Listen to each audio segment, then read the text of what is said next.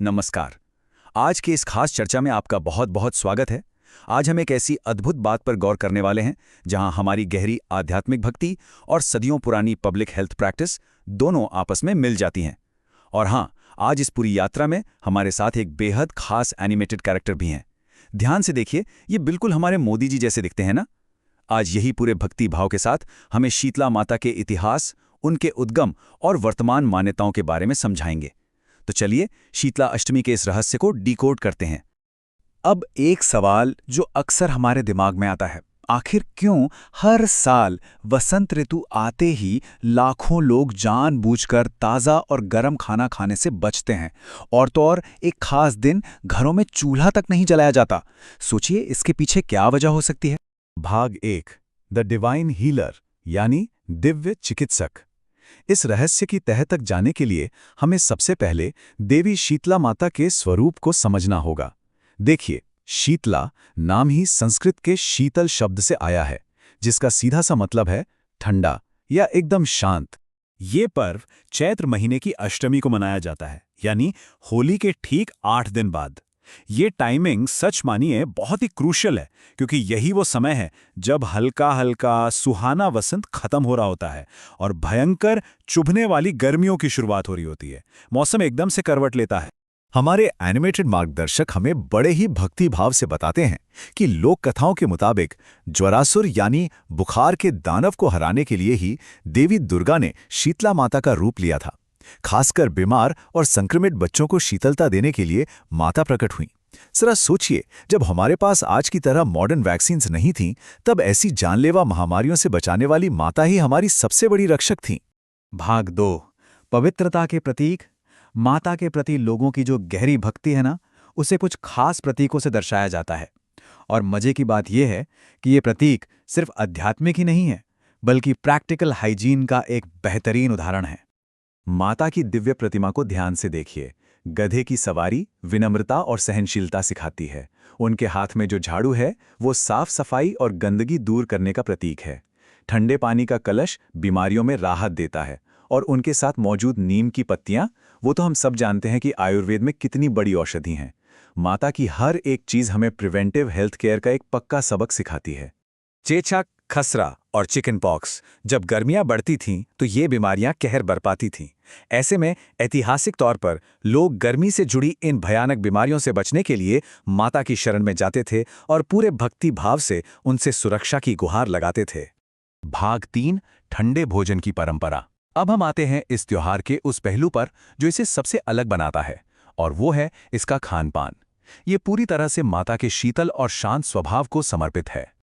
आपने बसोहड़ा या बासी भोजन का नाम तो सुना ही होगा। इस दिन मीठे चावल, राबड़ी और पूड़ियां सब एक दिन पहले ही बनाकर रख लिए जाते हैं। इस खास दिन घरों में बिल्कुल आग नहीं जलाई जाती। देवी की शांति का सम्मान करते हुए परिवार एक साथ बैठकर ये स्वादिष्ट लेकिन पूरी तरह से ठंडा खाना खाते हैं। अब यहाँ एक बड़ा कमाल का लॉजिक है। एक तरफ हमारी धार्मिक श्रद्धा कहती है कि देवी को शांति और शीतलता पसंद है, और दूसरी तरफ साइंस कहता है कि जब मौसम अचानक गर्म हो रहा हो तो ठंडा खाना आपके शरीर के तापमान को बैलेंस करता है। मौसमी बदलाव के इस खतरनाक दौर में पेट को शांत रखने वाला ये ठंडा खाना हमें लू और खतरनाक संक्रमणों से बचाता है ना कमाल का बैलेंस। भाग 4, भक्ति के अनुष्ठान। चलिए अब देखते हैं कि इस त्योहार के आते ही कैसे हर घर में एक बहुत ही व्यवस्थित तरीके से बदलाव शुरू हो जाता है। ये पूरी प्रक्रिया स्टेप बाय स्टेप चलती है। पहले सप्तमी की तैयारी, जहां रसोई की अच्छे से सफाई होती है और खाना पकता है। फिर अष्टमी की सुबह जल्दी उठकर स्नान करना और साफ कपड़े पहनना। उसके बाद ठंडा खाना, दही और नीम का प्रसाद चढ़ाना, और आखिर में स्वास्थ्य की कामना के लिए मंदिर के दर्शन करना। ये सिर्फ एक पूजा नहीं है, ये वसंत की शुरुआत में घर की डीप क्लीनिंग और खान पान को बदलने का एक बहुत ही साइंटिफिक तरीका है। और आपको जानकर खुशी होगी कि पूरे भारत में इसके अलग अलग रूप देखने को मिलते हैं।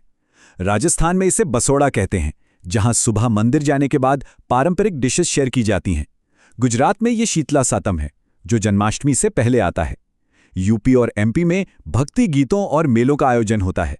तो दिल्ली और हरियाणा में शहरी परिवार ठंडा खाना बनाते हैं। नाम और तरीके भले ही अलग हों, लेकिन सबका मकसद एक ही है, शरीर को ठंडा और स्वस्थ रखना। भाग 5, मौसमी विज्ञान और स्वास्थ्य। अब जो बात मैं बताने जा रहा हूं वो आपको वाकई हैरान कर देगी। आज के जो एंथ्रोपोलॉजिस्ट्स यानी मानव विज्ञानी हैं, वो भी इस बात की पुष्टि करते हैं कि जो हमें सिर्फ एक पौराणिक कथा लगती है ना, वो असल में हमारी बहुत ही एडवांस्ड प्राचीन प्रिवेंटिव मेडिसिन है। इन अनुष्ठानों में जो स्वास्थ्य के नियम छिपे हैं वो बेमिसाल हैं। घर की सफाई पर जबरदस्त जोर, डाइट में जानबूझकर बदलाव करना, नीम का बड़े पैमाने पर इस्तेमाल और महामारियों के समय पूरे समुदाय का जागरूक होना।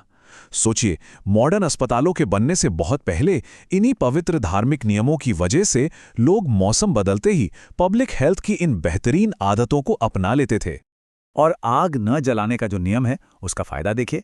भयंकर गर्मियों के शुरुआत में जब पारा चढ़ने लगता है तो रसोई में चूल्हा न जलाने से पूरा घर फिजिकल रूप से ठंडा बना रहता है।